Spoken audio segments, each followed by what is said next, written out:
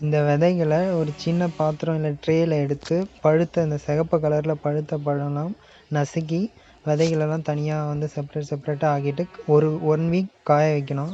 இந்த செடியில் தான் பழுத்து சிகப்பாக இருக்கிற அந்த பழத்தை மட்டும் எடுத்து நசுக்கி 1 வீக் காய வச்சு அதுக்கப்புறம் நீங்கள் அதை சில செடி கொடி அந்த மாதிரி பாத்திரத்தில் சில ஏதாவது ஒரு நிலத்துலையே போட்டிங்க அப்படின்னா நல்லா வளர ஆரம்பிச்சிடும்.